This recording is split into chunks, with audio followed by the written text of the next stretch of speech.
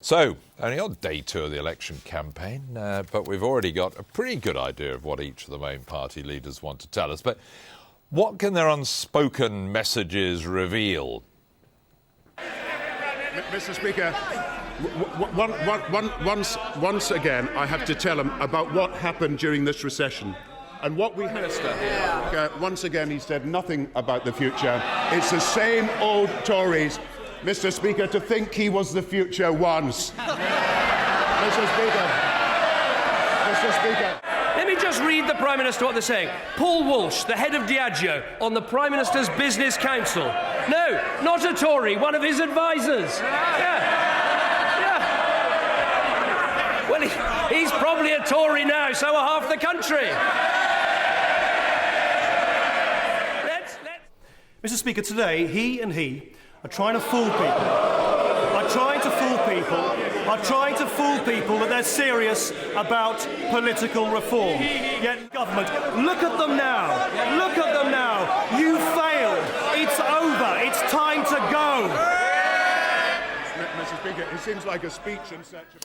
Well, Judi James is with me in the studio. She's a body language and behaviour expert. Very nice to see you. I'd better sit up straight. You did adjust yourself. Yes, I did adjust my jacket. Yeah, it's an old habit now. But more importantly is the party leaders. Let's start with Gordon Brown, because there's some really interesting little moves that we've detected, and we'd like you to take a look at them. Here he is out campaigning early today. He's with his wife, and we noticed that... the handshakes are good, but he likes to lay hands on people with the left hand there. Quick, shaky hands. It's all right, quite rapid fire. And then that left hand round as if to move them on. What do you read into that? This is this quasi-regal gesture where you want to get through as many people as possible. If you noticed, he was shaking but looking at the next person, which is very presidential. But then the patting and moving on, I think he's copied that from the Queen. She kind of does a pat and shake to make sure that you don't hang around too much. And the point is they are trying to get through as many people as possible. Unfortunately, it does lack a bit of charm and charisma, because once you get out on the hustings, which they are now, this is where you need to do the one-to-one charisma. So the handshakes are a lot more important than we think. And patting is used a lot between politicians to denote higher status. They do the pat of power. Quite good with kids. Giving the kids a bit more time than the adults. And that's the point. You do need to give people undivided attention, which is a trick that Clinton always used to use. He'd only spend a moment with people, but he'd do what Brown's doing now. He'd do the eye contact. I mean, Brown is now using a lot of empathetic gestures. He's come down to the same height as the kid. Hopefully he's not going to pick up any babies and kiss them, though. I'm going to sort of draw the line. I get queasy when they get to that point. One of the other things we noticed was I think what I call a Prince Charles gesture, which is the playing with the cufflinks. I don't wear cufflinks, but if you know, that sort of... here we go.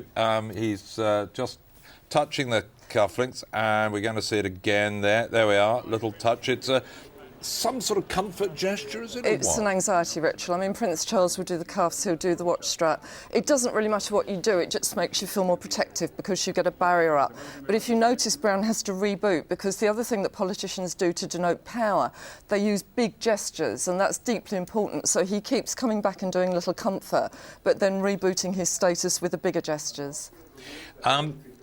They're all interesting with the sort of, I imagine, the taught language of how to use your hands in a speech, how to gesture, when not to, whether to point, whether not to point, whether to clasp your hands and so on. You can tell a lot from it, I imagine. You can. I mean, a lot of it, though, is so performed now, and a lot of it, interestingly, has been inherited, and you can see here with the measuring hands. That's come directly from Tony Blair. And you're seeing a lot as well, and we saw loads today of what's called the precision gesture. They were all using that. They were using pointing and then the precision gesture. And that gesture, when you put it with the measuring hands, that shows the problem that we've got. But when they start doing the precision gesture, that shows that they know the answers. But all three of them knew the answers today, evidently. There's one that I notice a lot. They tend to sort of not quite clench the fist, but hold it like this rather than pointing. There's sort of the non-pointed hand, but it's still quite emphatic. That's a complete mongrel of a gesture. Years ago, they were not allowed to point in Parliament. It was deemed to be very rude, and so they were told to bring the finger in. Then they put the thumb across the top of it, and that was called the thumb of power. It's almost a punching gesture, but with a thumb on top, it shows seniority. But it's not anything that anybody would use in real life, but that's what it is. It's a sort of a truncated point. David Cameron was interesting. This is yesterday when he launched. We saw him out running and on a bicycle at the start. Then he's quickly into a suit and making some very firm and emphatic gestures, hands open there. He's using a lot of those spread hands. There's his thumb of power. He looks like he's dropped his pipe there, but that's the thumb of power. But he also, when he spreads his hands out, you'll notice that he's actually got what are called erect thumbs, and Tony Blair used to use Look that. at that. Pointing they really are duelling with one another here. I mean, he's got very, but watch those splayed fingers with the erect thumb. That shows total confidence at that point. This is proxy duelling, is it? They are. I mean, one of them will bring the finger out and the other one will start duelling back. And we've got the shirt sleeve rolled up here, which is... But none of us roll our sleeves out that far, You do if you want to be a bit of a geezer. So when you're going to sort of like an ordinary working place... right. I'm in the post-geezer phase of my life. And you put your hands on your hips sometimes as well, so that shows you're one of them.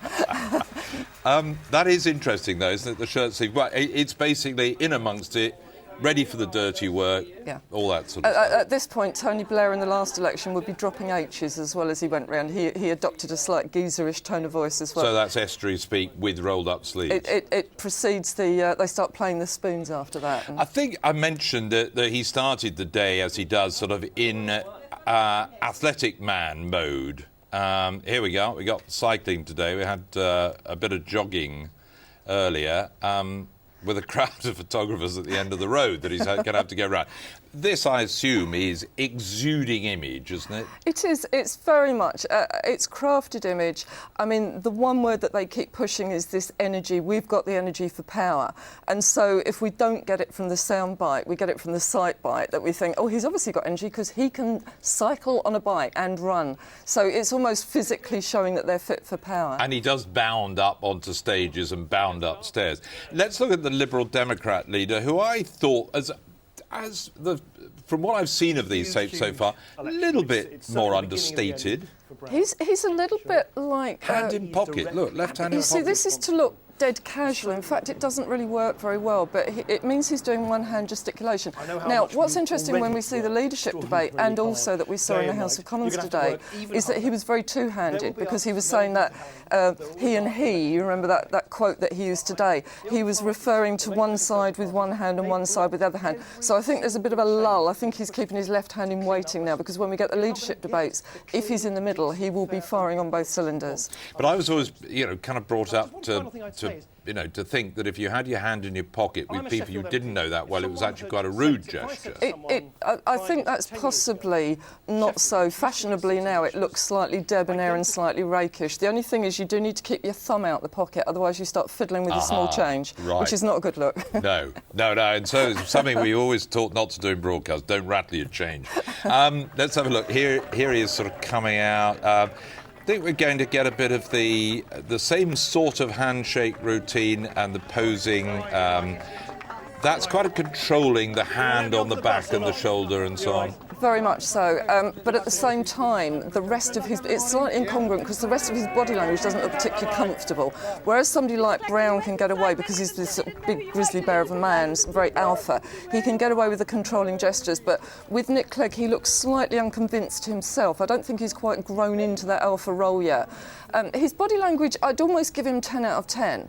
I mean, I've watched him speak. You can't find fault with it, but in a way, what I'm looking for with this election are some faults, because I think it will give people that bit of personality, that bit of character that people will, I think, begin to equate with honesty and integrity and authenticity. I think we've got pictures of him today in Liverpool, and I got the feeling, my reading of it was perhaps he's less rehearsed and less, structured than the others. He hasn't been taught quite as many tricks of the trade yet. He's actually a bit more natural, perhaps. Wash your mouth out. No, you don't see natural. No, he looks like a business leader. He's got the kind of body language that would have done a few presentation skills courses. The other two have got much more of the alpha aggressive leadership. And again, I'm quite interested because although he's good, he's working with two heavyweights at the moment who are very angry with one another. I mean, we saw that in the House of Commons today.